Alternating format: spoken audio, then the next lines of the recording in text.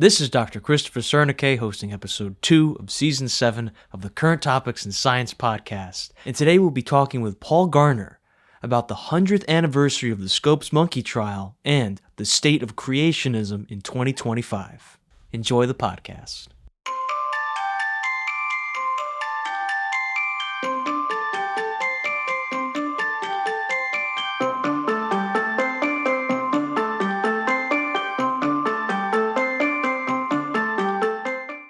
Today we have the honor of hosting Paul Garner.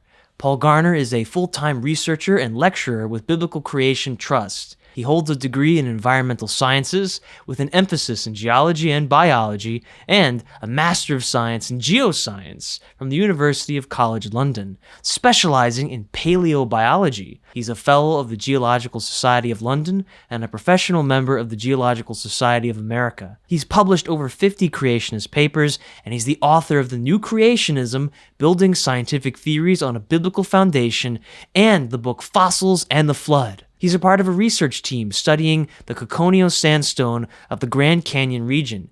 He lives in Cambridgeshire, England with his wife, and along with Todd Wood, he hosts the Let's Talk Creation podcast. And now, without further ado, good afternoon, Paul. How was your day and how are you doing? I'm doing very well, thank you. Thank you for having me on the show. It's really good to be here, and I'm looking forward to our conversation. It's a pleasure to have you on Current Topics in Science. And on that note, today's current topic is an article by Clay Capp called Criminalizing Votes of Local Officials is Tennessee's Modern Scopes Monkey Trial. There are several quotations that I'd like to draw your attention to. 100 years ago, the article says, Tennessee passed a law that forbade teachers to teach evolution. But seeing the trial only as a battle between creationism and evolution skips over something important. The law at issue in the Scopes trial was a criminal statute.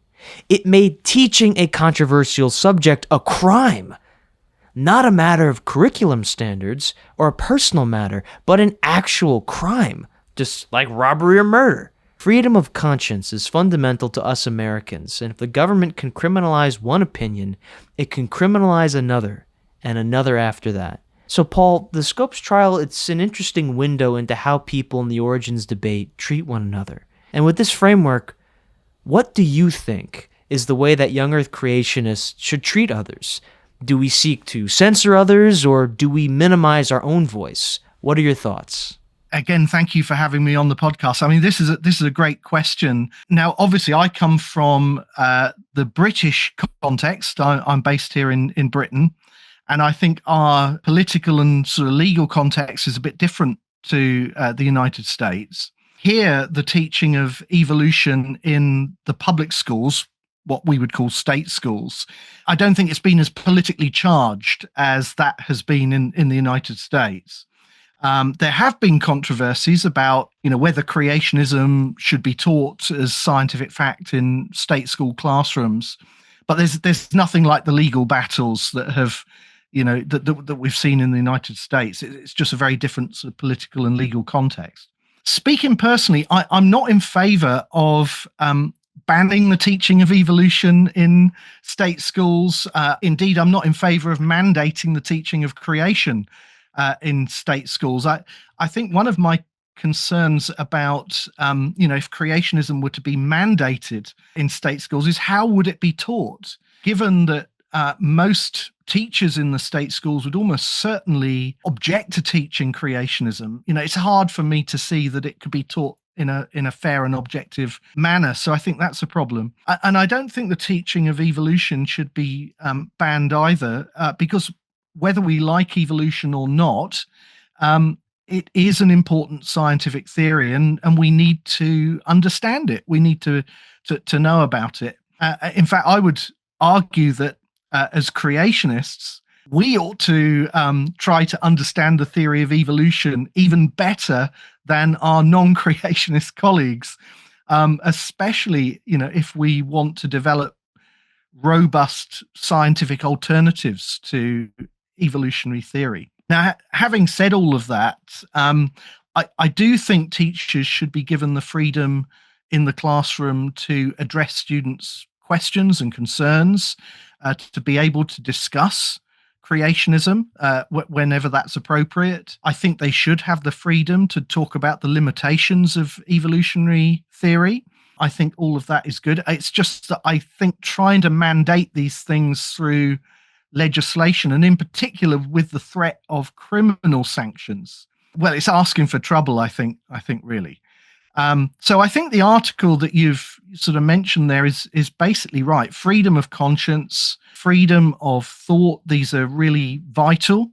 Forcing somebody to teach something that they really object to, that goes against their conscience, or banning them from teaching something that we don't like, it's a recipe for trouble, I think. And as the article says, if you can criminalize something that you don't approve of today, then tomorrow someone can criminalize something that you do approve of. And I just think we need to be very cautious about all of that. The other part of the question, I think, was about how we treat one another. I think that's a really important question, and one that is often overlooked in the creation evolution discussion. You and I know how contentious this whole debate can become, even among committed Christians, and how quickly the debate can descend into questioning someone else's Christian character or even their profession of faith. I think that's all very much to be regretted. And I think it's particularly easy in the days in which we live, where people can so often hide, can't they, behind the anonymity of social media, and talk to people in a way they wouldn't talk to them if they were face to face with them, So in our creation ministry, Biblical Creation Trust, I think we've always tried to model a better type of disagreement, a more respectful way to sort of dialogue with those that we disagree with about these kinds of issues.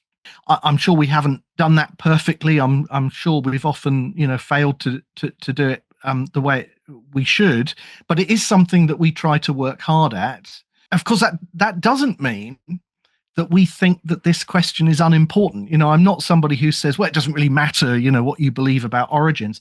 Far from it. I think this origins question is vitally important for the life and the witness of the church. I think there are really important theological issues at stake, issues of central importance, not least the coherence of the redemptive storyline of the Bible. So I think this is really important. But there is a way, I think, of engaging with those who disagree with us and contending for the truth that appeals rather than alienates. So, we can object. We can be very clear and even strong in our objections to ideas that we think are false or mistaken or even harmful. But we can do it with grace and with respect. And I think that's not always easy. We live in a very polarized kind of climate these days. And I think there will always be people who sort of misunderstand our approach and don't really get, what we're trying to do there. But I think at the end of the day, that's something we have to leave with the Lord. I think we just have to try and be faithful and Christian in our behavior and how we treat others, even as we discuss areas where we strongly disagree with one another. Thank you for sharing those insights, Paul. Shifting now from how we interact with others, how do we engage with the research itself? So throughout your work, you've mentioned various fields, everything from cosmology to flood geology, and you've said there's a lot of open questions. So how can focusing research in these less developed areas of the Young-Earth creation model help drive innovation or generate testable new scientific hypotheses? This is a huge topic because there are so many open questions within creationism. There's actually a lot to do even in a topic like theology, where perhaps we have a tendency to think that creationism is quite strong. But actually, a lot of serious work needs to be done, even in an area like theology, when it comes to developing the creationist model. Sadly, I think often we've sort of conceded that ground to, certainly in the academic sphere of theology, to the theistic evolutionists. So I think there's a lot to do there in theology. With regards to science, there's also a huge amount to do. You mentioned their cosmology. That's a very underdeveloped area of the creationist model. There's been lots of discussion about particularly the question of distant starlight. How do we explain how in a young cosmos we can see light from galaxies which are millions or even billions of light years away? And a number of solutions have been proposed to that problem, although there hasn't sort of been a consensus, I think, that's developed about that. But there are lots of other areas of cosmology that haven't received, I think, the attention that they deserve. For example, evidence of process in the cosmos, things like stellar life cycles, the life cycles of stars, interacting galaxies, and all of these kinds of things. And so we definitely need more talented students, who have an interest in areas like astronomy, cosmology, astrophysics, who can get trained and begin to contribute in these areas and help us sort of advance the creationist model. In flood geology, which is an area I'm more familiar with, I have to be very careful what I say about cosmology because it's way outside of my area. There are also lots of unanswered questions. I think we've got a pretty good sort of overall framework for understanding Earth history in the catastrophic plate tectonics model that was developed by Dr. John Baumgartner and others. And that's the idea that the Earth's tectonic plates separated rapidly at the time of Noah's flood. And in fact, it was that process of replacing the old pre-flood ocean floor that caused the inundation of the continents through shallowing the ocean basins. So that I think we have a good model there to work with. Some good work has been done on the interpretation of particular rock units. You mentioned, I think, in my bio, the work that I did with John Whitmore on the Coconino sandstone in Grand Canyon. That was a very interesting project to work on. There are many other examples. Art Chadwick and the work that he's been doing, his team has been doing on the dinosaur bone bed out there in Wyoming. Steve Austin on the nautiloid bed in Grand Canyon. There are lots of examples. So I think we've made some progress. But when it comes to the fossil record, and especially explaining the order of the fossil record, then I think there are still lots of things we don't really understand from a creation perspective. Kurt Wise did a very interesting study, sadly unpublished, some years ago, where he compared the order of branching in evolutionary trees, evolutionary phylogenies, with the order in which those groups actually appear in the fossil record. He was particularly looking at the higher taxonomic categories. And what he found in that study was that the order of appearance that you can predict from the phylogenies, the evolutionary order of appearance, rarely matched the order in which those groups appeared in the fossil record. In fact, sort of more than 95% of cases, that there was no statistically significant correlation. So it seems that whatever the fossil order is, it's not well explained by evolution. But of course, that still leaves the question, well, how do we explain the order that we do see? And I think from a creationist perspective, we can, at least to a first approximation, explain the order of the fossils in terms of pre-flood biogeography, so the distribution of biomes, ecosystems in the pre-flood world, and the way in which they were sequentially buried by the advance of the floodwaters. So, for example, if you look in the Paleozoic rocks, you have basically marine fossils, and then you move to more terrestrial fossils that we see appearing in the Mesozoic rock layers. And that transition would be explained by the advance of the floodwaters from the marine realm onto the land during the flood. So we can sort of explain that marine to terrestrial kind of order. And Kurt Wise has also done some very interesting work trying to reconstruct what those pre-flood biomes would have been like based on the fossil records. So, he did some very interesting work reconstructing a kind of fringing hydrothermal reef that probably was located around the margins of the pre-flood continents. He reconstructed from the fossil plants that we find in the Paleozoic rock layers. He reconstructed a kind of an enormous floating forest that was located over the deep oceans of the pre-flood world. So there's lots of interesting work there, but a huge amount more that could be done to sort of develop our understanding of the fossil order. And then, of course, one area we haven't touched on so far is the whole area of biology. Again, a great deal has been done, particularly in the area of baraminology, the study of the created kinds, to try to develop new techniques that can help us identify the discontinuities that separate the major groups of organisms, and then applying those methods, to a whole range of different organisms to try to sort of elucidate what the created kinds were. But there's a huge number of organisms, we haven't studied using these methods. So, there's a lot more to be done there. And of course, even once we've identified what the created kinds are, that's really just the beginning of developing a creationist model of biology, because knowing what the created kinds were will help you then answer questions like, how did those kinds diversify after the flood? How did they get to be where we find them in the world? How do we explain biogeography and all of these other sort of interesting questions? How do we explain the origin of natural evils like predators and parasites and pathogens? And so, yeah, there's a world out there to be studied and discovered. And I would say particularly to any students who might be listening and wondering whether there are ways that they can contribute to creationism, the answer is yes. I mean, really, the world is your oyster. It's really a case of pick your discipline. Whatever discipline you're in, there is something that you could do to help us develop this creationist model. So I think it's really exciting. There are lots of really exciting prospects.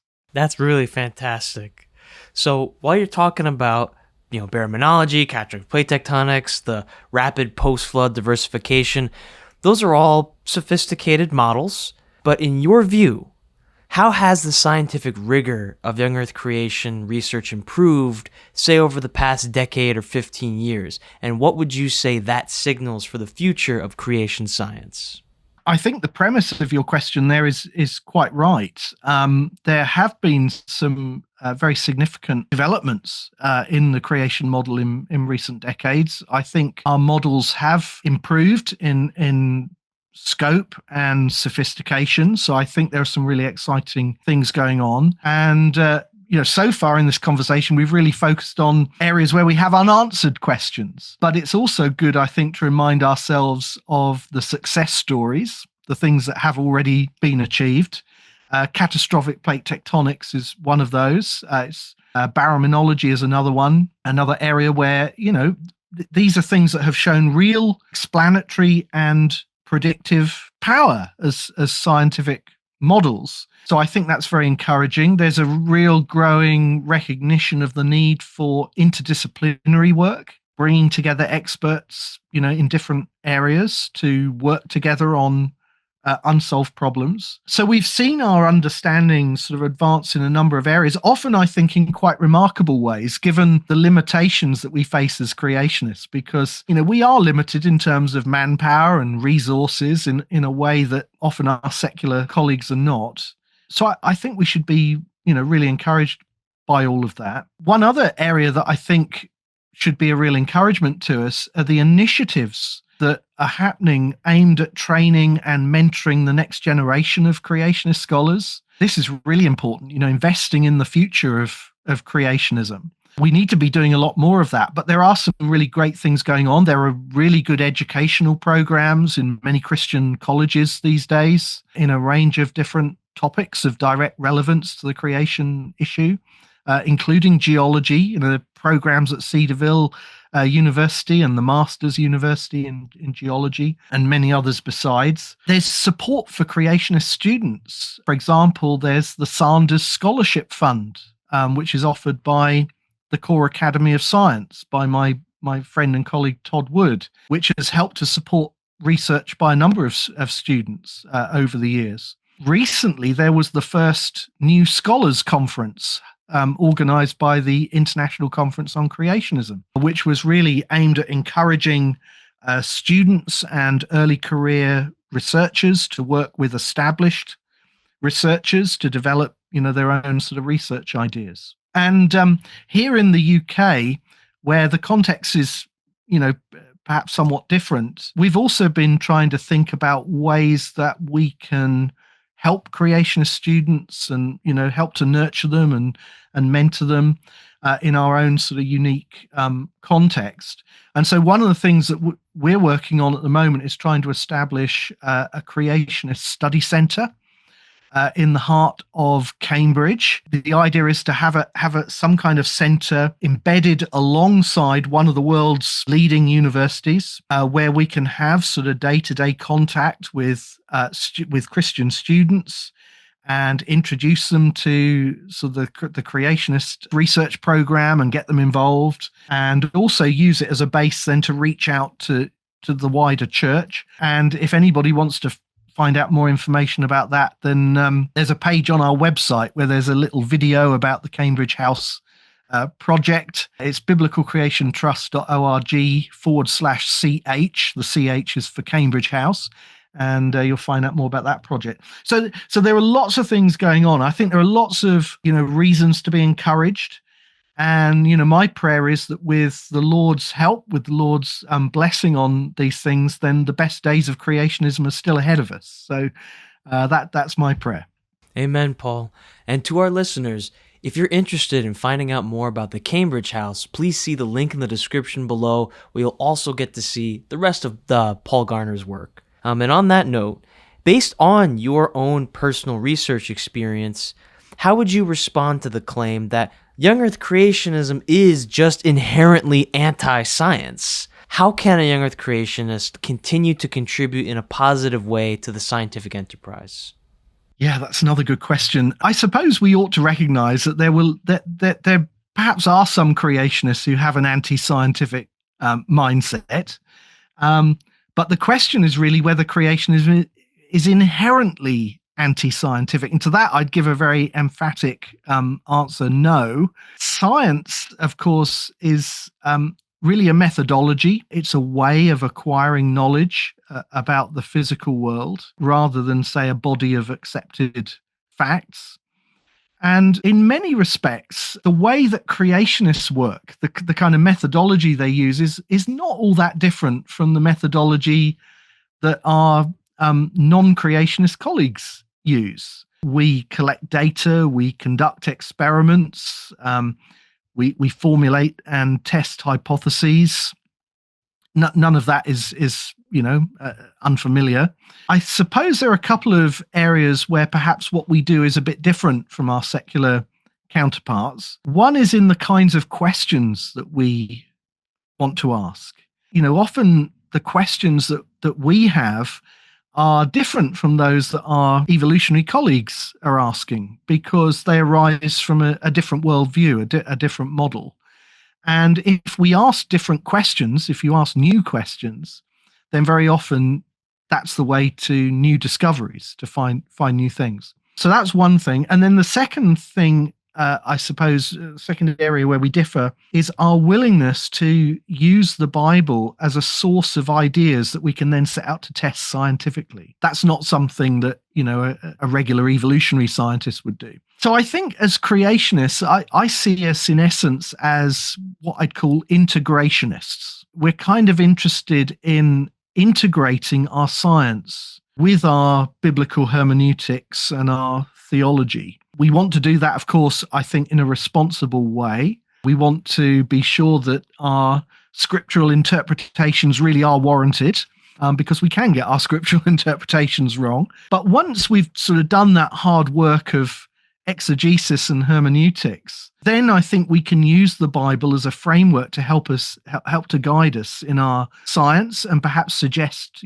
questions that we can explore. And so we don't really buy into this idea that science and faith are just completely separate domains and have to be kept in hermetically sealed compartments and never interact with one another. We believe that they should interact together, and that the Bible indeed is evidence that we need to take into account in our creationist model building. And I think the way to kind of see that this is not anti-scientific is to look at the fruitfulness of this approach. There are lots of examples of creationists who are working with this kind of research paradigm, who are doing really interesting things and making new discoveries, finding new things, publishing new data, often in secular journals. I mean, this is something that people often are not aware of, how much creationist research actually gets published in secular journals. Perhaps, we're not always explicit about our creationist convictions in our scientific publications, but there are all kinds of examples where creationists have undertaken scientific investigations motivated by questions that arise very explicitly from the creationist model, which are directly relevant to the building of the creationist model, but which have been published in mainstream journals because they're just good science, and so I suppose you could say the proof of the pudding is in the eating. Is creationism scientific? Well, let's look at some of the results. I think much of it stands the test of good science. So creationism is not inherently anti-scientific, and I think science we could say is richer for creationists doing this kind of work, because very often, as we say, as we've said, creationists are asking questions and studying problems that no one else is because of our particular sort of worldview. So. Thank you for that very thoughtful response. We've now come to our final question. Paul, throughout your career, you have emphasized that building scientific models starts with trusting the history that God gave us in Genesis. On a personal level, how has studying creation deepened your relationship with Christ Jesus, and how do you see Young-Earth creation as a way of honoring him? Well, one of the things that the Bible tells us in Romans chapter 1 and verse 20 is that the invisible attributes of God are clearly seen through the things that he has made. And so I think as Christians, we have the highest motivation to study the creation because we believe that it reveals God to us. Just as we can learn about an artist by studying their paintings, or we can understand more about an author and how he thinks by reading his books, we can grow in our knowledge of God, not only by reading the scriptures primarily, of course, but also by studying the world that he's made. He has revealed himself in the things that have been made. And I think one of the things that does to us as we study the things that God has done is it draws us closer to him. It gives us an increased sense of awe, wonder, adoration, worship. All of these are appropriate responses to what we discover about God through the created world. One of my favorite Bible verses is Psalm 111 and verse 2. Great are the works of the Lord, studied by all who delight in them. I love that verse. For me, that kind of sums up really what I'm about as a creationist, studying the works of God and delighting in them. Of course, there are lots of different ways that we can study and delight in the works of God. Fortunately, you don't have to be a scientist to do that. Everybody can do this. But science is definitely one of the ways that we can just delight in the works of God's hands. Ultimately, for me, I think that's one of the great joys of science, discovery of new things that we didn't know before about the world that God has made. Those insights that we see into God's beauty and glory and power, in the things that God has created. I'm always amazed by how much more there is to discover. No matter how much we study, there is always more to find out. And I think that's something that's going to employ our efforts for all eternity, is studying the works of God.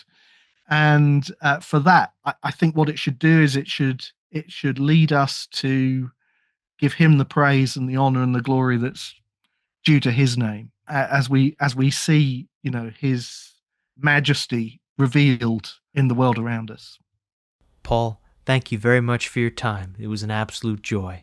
And to our listeners, thank you very much for taking the time to learn with us on current topics in science, where scientific discoveries are examined in light of the origins issue. You can find Paul's biographical information, the Let's Talk Creation podcast, the Cambridge House Project, and a link to the Christ Jesus Ministries merch store in the description. Please share and subscribe to the Current Topics in Science podcast. It's available on iTunes, Audible, Google Podcast, Spotify, and iHeartRadio. Thanks again for listening, and remember, the truth saves.